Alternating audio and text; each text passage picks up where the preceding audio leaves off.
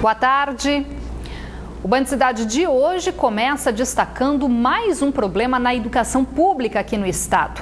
Em Iranduba, alunos estão sendo prejudicados com a falta de energia regular. Isso porque algumas escolas estão funcionando com ligações clandestinas, os famosos gatos, que não suportam manter ligados os aparelhos de ar-condicionados. E com isso, os alunos são obrigados a enfrentar o calor dentro das salas de aula. Tudo porque a prefeitura ainda não legalizou, junto à concessionária de energia, os projetos da rede elétrica dessas escolas.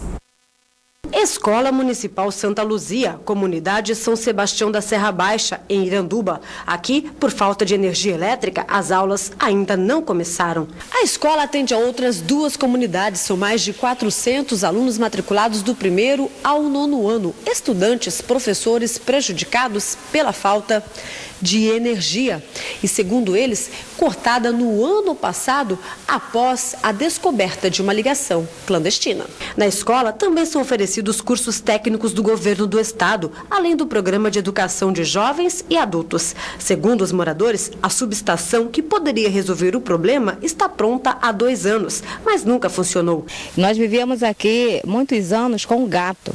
Então aquele gato da energia aqui para a escola só queimava os aparelhos, televisão, ar-condicionado, tudo que nós tínhamos aqui. O estado ele recebe o prédio doado pela Secretaria de Educação do município em parceria, né? Mas também parado, tanto o 1º ano como o 2º, 3º tecnológico e já municipal também parado à noite. Tudo parado por falta de energia? Por falta de energia. Esta mãe está preocupada, teme que as aulas demorem a começar, já que há 3 meses espera por uma solução.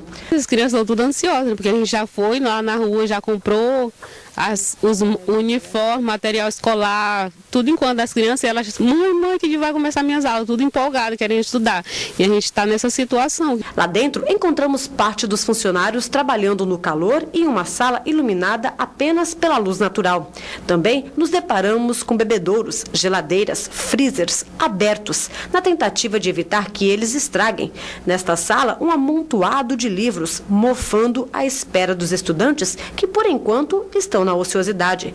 Em outras 5 unidades de ensino de Iranduba, a situação não é diferente. Esta creche até tem energia, mas a rede não suporta os 8 aparelhos de ar-condicionado adquiridos recentemente.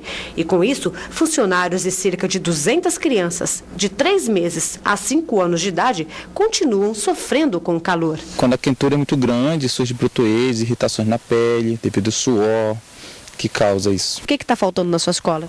É gerador. O gerador não liga?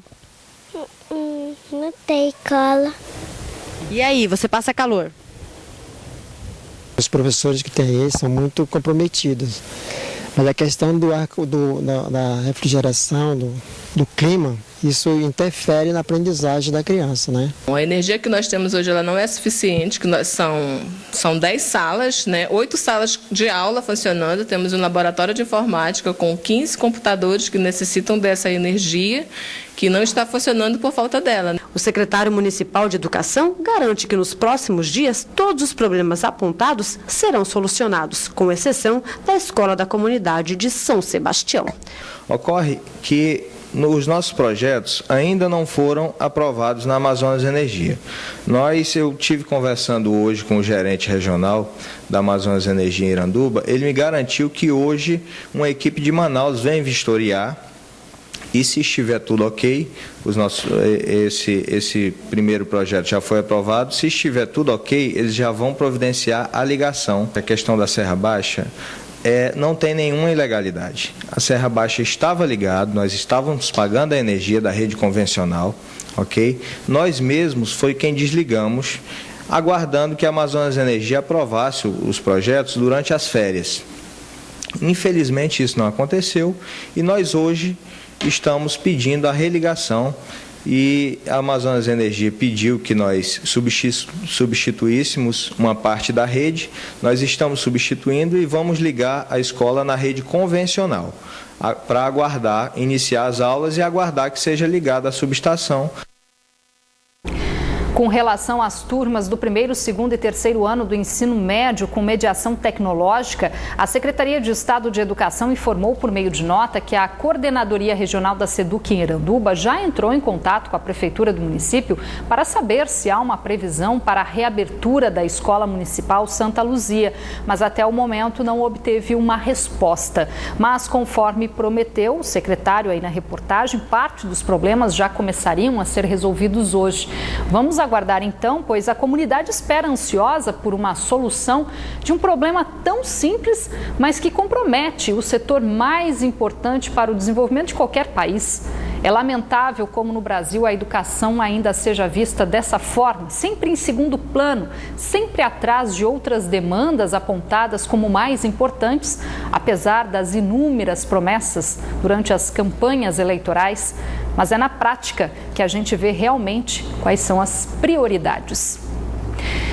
Deve ser concluída ainda nesta quarta-feira a montagem de uma ponte de ferro usada em ações militares e de apoio à defesa civil, um lugar da estrutura que desabou há uma semana no bairro Tarumã.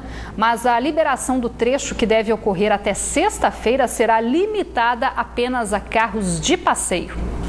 Cerca de 70 militares do 6º Batalhão de Engenharia e Construção do Exército foram mobilizados na operação de instalação de uma ponte de ferro sobre o córrego na estrada do Tarumã, onde ficava a ponte que desabou na semana passada após apresentar problemas na estrutura. A instalação deve ser concluída ainda hoje e atende a uma solicitação do governo estadual como medida emergencial para restabelecer o tráfego de veículos na rodovia AM450, antiga Estrada do Turismo, no bairro Tarumã, zona oeste da capital. Essa é uma ponte tipo Bailey, ela é uma ponte inglesa, ela é bem versátil, é uma ponte destinada para atividade de combate, né, atividade militar propriamente dita, em terreno, para transposição de curso d'água.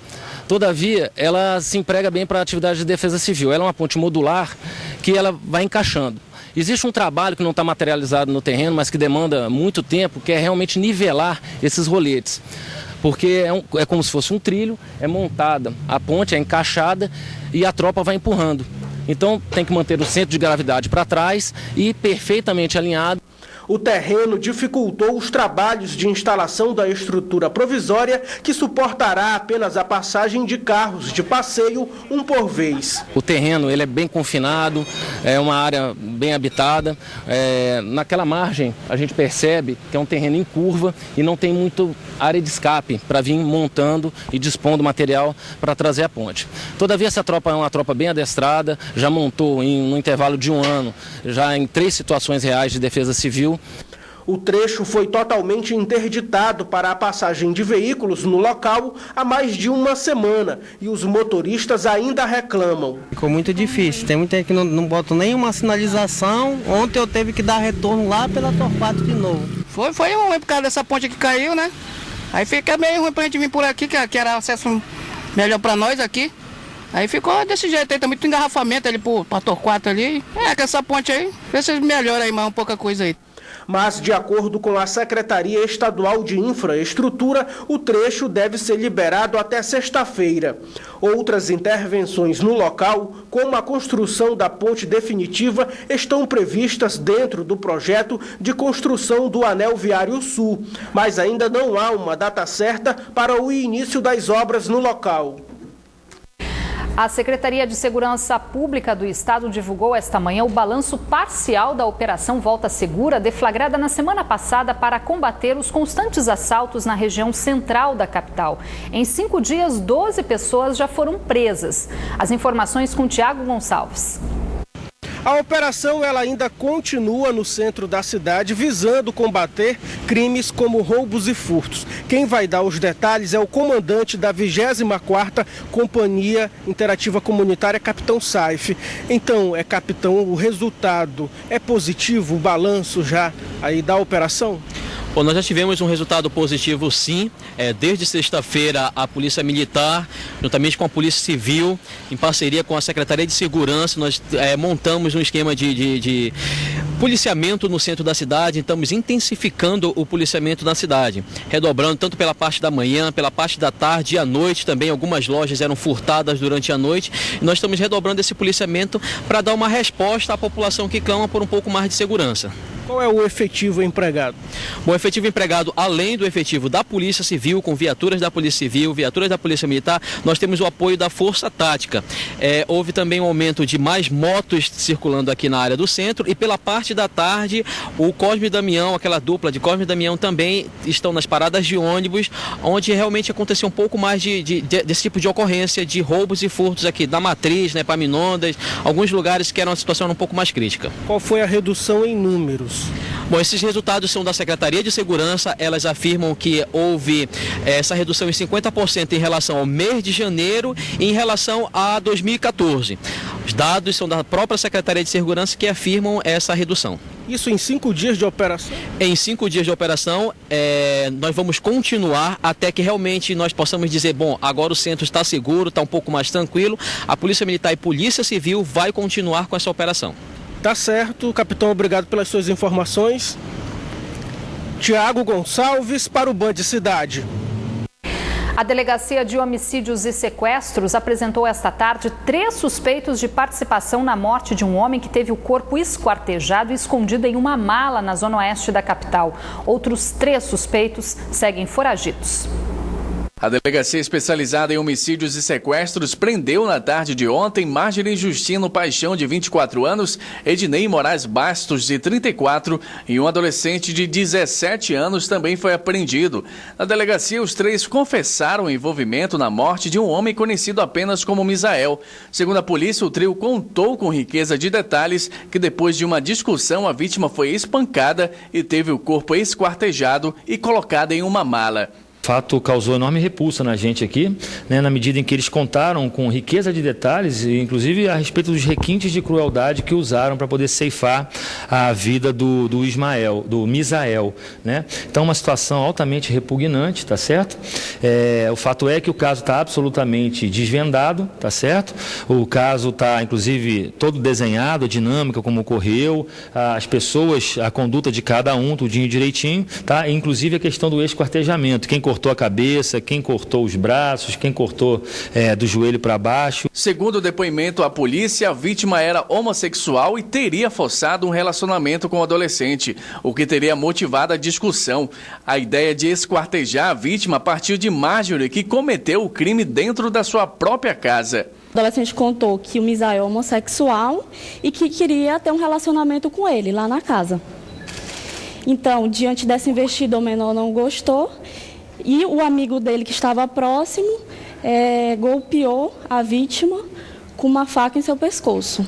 O caso aconteceu no dia 21 de dezembro do ano passado. O corpo da vítima, chamado Misael, estava em uma mala esquartejado com a cabeça, braços e pernas cortadas e foi encontrado por um caseiro na Cachoeira do Tarumã. A polícia ainda procura por mais 3 homens envolvidos na morte. Um deles, conhecido como Balaio, teria passado a faca com sangue na boca e beijado a namorada como prova de um pacto de morte. Tem até uma passagem em um dos depoimentos em que o cidadão que furou o pescoço, né, ainda passou a faca com o sangue na língua e deu um beijo na menina, né, na namorada, como se fosse uma espécie de pacto de morte. Quer dizer, uma coisa absolutamente sem escrúpulos.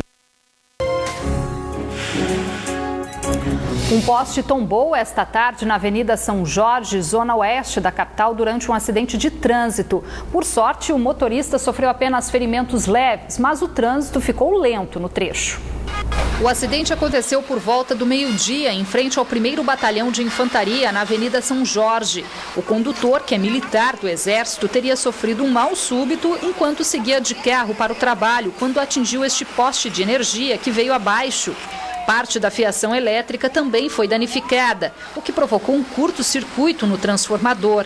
O motorista alega que dormiu na direção e só acordou com o impacto. O sargento foi atendido por médicos do quartel e foi encaminhado consciente para o Hospital Militar no bairro Cachoeirinha.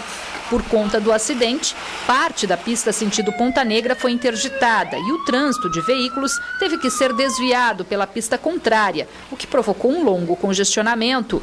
Técnicos da Amazonas Energia, que passavam pelo local, iniciaram rapidamente os reparos e o serviço de energia já foi restabelecido. 11 metros cúbicos de madeira foram apreendidos na noite de ontem pelo Batalhão de Polícia Ambiental na Ponte Rio Negro, na capital. A carga estava sendo transportada com o documento de origem florestal com prazo de validade vencido. Conforme determina a legislação ambiental, o documento é obrigatório para o transporte e comercialização de produtos de origem florestal. O material foi apreendido e o condutor, de 36 anos, encaminhado para prestar depoimento no 19º Distrito Integrado de Polícia aqui da capital. Mais 24 novos projetos industriais foram aprovados na primeira reunião de 2015 do Conselho de Desenvolvimento do Amazonas, realizado esta tarde. A estimativa é que os investimentos, estimados em pouco mais de 1 bilhão e 200 milhões de reais, gerem cerca de 1.700 novas vagas de trabalho nos próximos 3 anos. Durante a reunião também foi divulgado o balanço do CODAN em 2014, quando foram aprovados 205 projetos industriais com recursos de 4 bilhões e 333 milhões de reais e projeção de quase 11 mil novos postos de trabalho. Menos que em 2013, quando foram aprovados 217 projetos com investimento estimado em quase 6 bilhões de reais e geração de 11.500 postos de trabalho. Agora você confere a previsão do tempo para esta quinta-feira aqui na capital e também em alguns municípios do interior.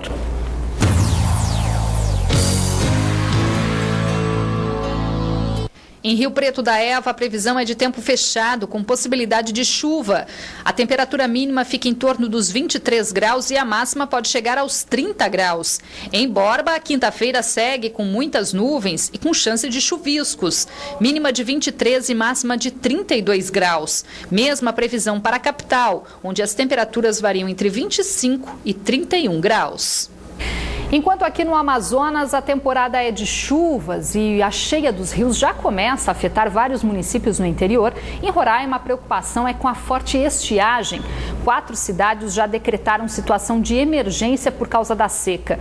E além da falta de água, centenas de focos de incêndio em vegetação já ameaçam inclusive reservas florestais. Desde o fim de semana, bombeiros do Amazonas reforçam os trabalhos da Defesa Civil no estado vizinho. Estamos em uma região do estado de Roraima chamada de Arco do Fogo. Aqui, 4 municípios já decretaram situação de emergência por causa da estiagem. Onde hoje só existe terra seca, há 4 meses passavam córregos e braços de rio. Comunidades inteiras estão sem água potável. Nesta propriedade, o poço cavado há 4 meses secou e agora os vizinhos precisam ser solidários. Fazendo minha cunhada. A gente pega lá.